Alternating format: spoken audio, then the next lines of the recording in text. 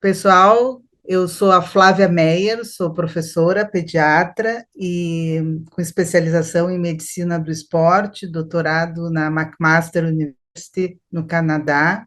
Agradeço muito o convite para participar nessa Endolimpíadas, né? E o foco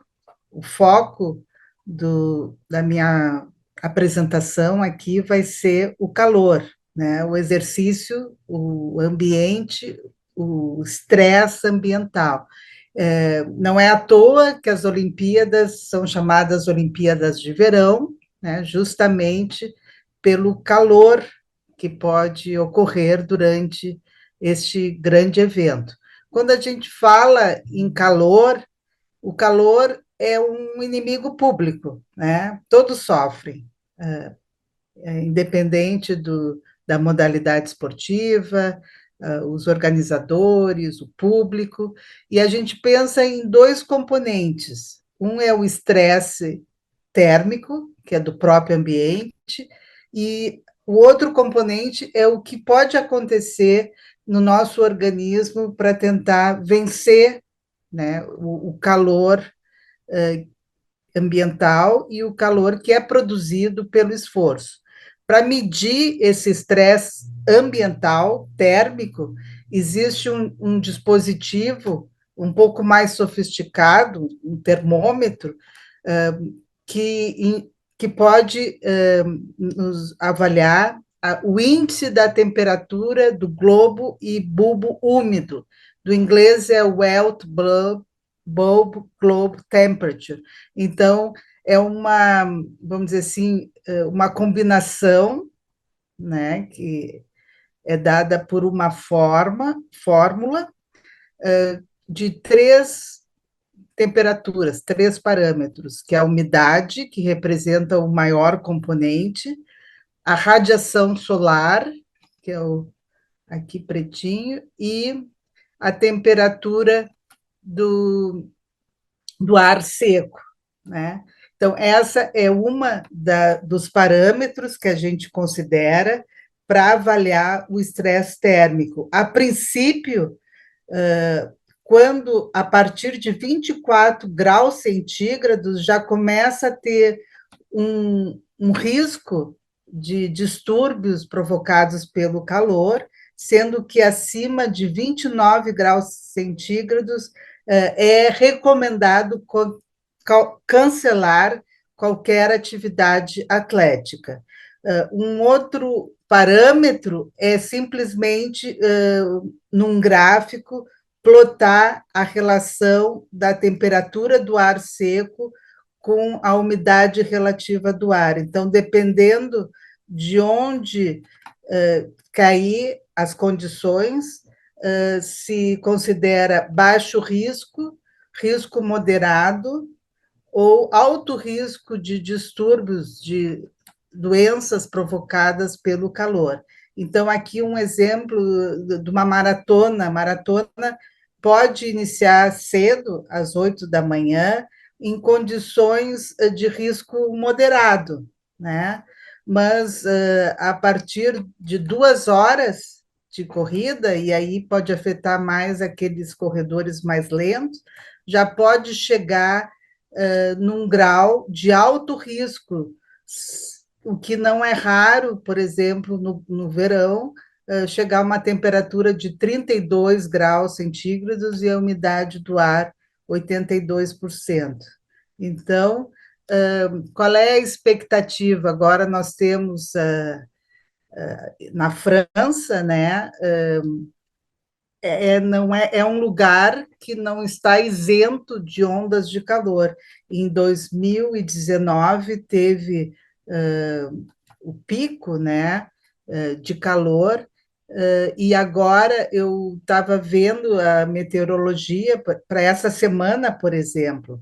Ontem a previsão foi de 35 graus centígrados com 20 e 54% de umidade relativa do ar. Então, só para dar esse exemplo, né, vamos dizer assim, no pico de calor do dia de ontem, 30 de julho, existia um risco alto de ocorrer essas doenças, esses problemas provocados pelo exercício no calor. Então, nesse caso, como é que eu vou driblar, né? Como é que eu vou me defender? Esse fator, na verdade, é incontrolável. Eu não tenho controle do estresse térmico ambiental, né? Então, muito do que se deve fazer é em relação à organização do evento. É importante que todos os organizadores, treinadores, pessoal que acompanha a equipe, né, atlética, identificar as condições de risco desse estresse ambiental, tá? No dia, no lugar do evento esportivo. Muitas vezes, e isso ocorreu bastante nas Olimpíadas do Japão, né, que foi um pico de calor, se reagenda datas, horários das provas, se necessários. Eles devem escolher locais mais sombreados, ventilados, refrigerados, instalação de pulverizadores em locais estratégicos. É importante conhecer as particularidades das modalidades com maior risco, né? Essas atividades mais prolongadas, que têm exposição à radiação solar, né, no meio do dia, diferente de modalidades que acontecem na água, porque aí a gente tem um outro mecanismo de liberar calor, não tão fica muito mais fácil, no caso dos nadadores, eliminar o calor através da condução direto na água, e é importante também garantir a eficiência no atendimento e resfriamento corporal nos casos dos distúrbios provocados pelos esforços no calor. Aqui alguns exemplos, e aí eu coloquei fotos das últimas Olimpíadas em 2020 no Japão, né? O estresse que foi para aqueles atletas de marcha atlética, né? Inclusive, eles trocaram o local do evento para uma cidade mais no norte chamada Sapporo, né? 50 quilômetros de caminhada.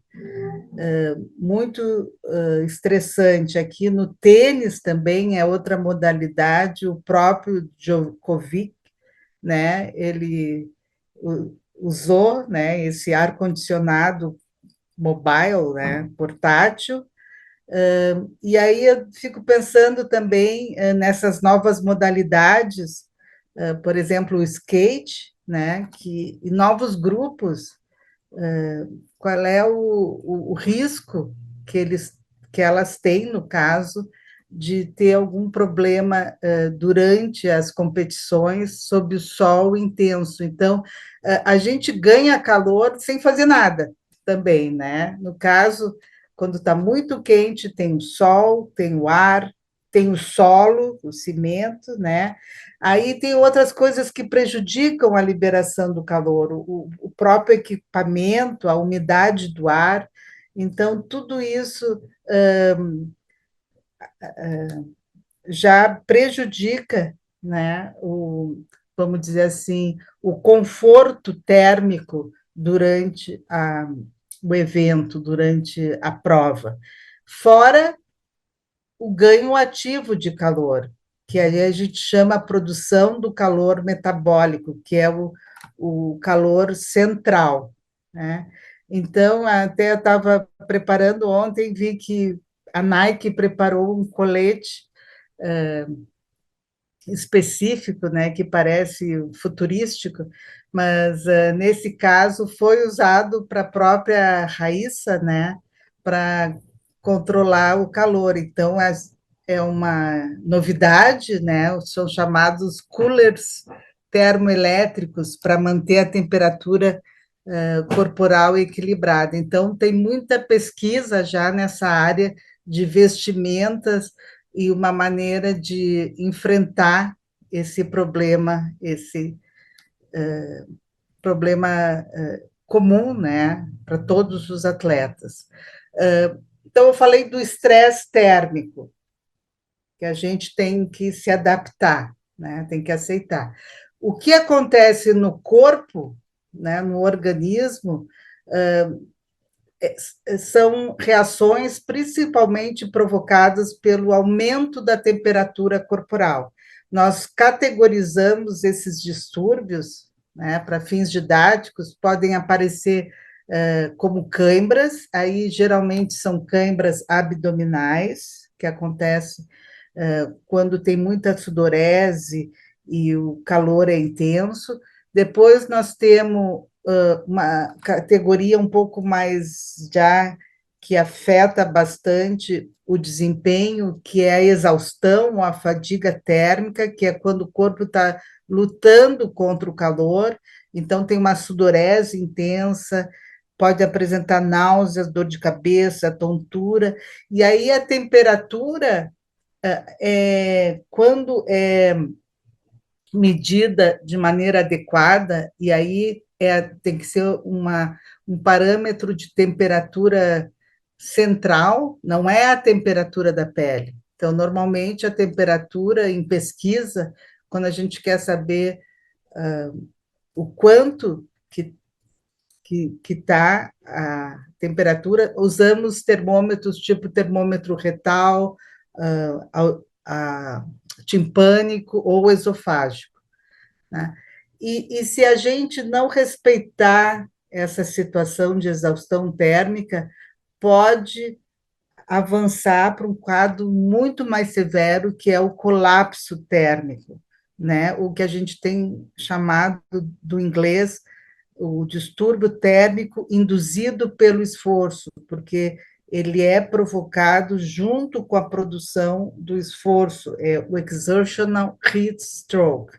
Depois tem outras modalidades de categorias de quadro clínico, que pode ser provocado pela vasodilatação periférica, que simplesmente o atleta cai, e uma outra modalidade que é a hiponatremia pelo esforço, provocado principalmente pela hiperidratação. Então, já que eu falei hidratação agora, acrescentei esse termo, tudo isso pode acontecer, todos esses efeitos indesejáveis pelo distúrbio no calor podem acontecer, e tudo isso pode ser agravado pelo desequilíbrio hídrico. A gente, normalmente, a água do nosso corpo oscila numa faixa bem estreita. Então, se ocorre um déficit de líquido provocado pela sudorese intensa, ingestão inadequada de água, nós entramos num processo de desidratação e existe a ingestão exagerada de líquidos que vai caracterizar um quadro de hiperidratação. Eu fiquei muito intrigada nas Olimpíadas passadas, quando nós tivemos uma atleta do vôlei já na partida final dela, assim, para semifinais, né, um evento importante, ela simplesmente se sentiu muito mal durante a prova contra a Suíça, né? E ali foi anunciado que ela sentiu náuseas na partida, provocada pelo calor, teve uma leve.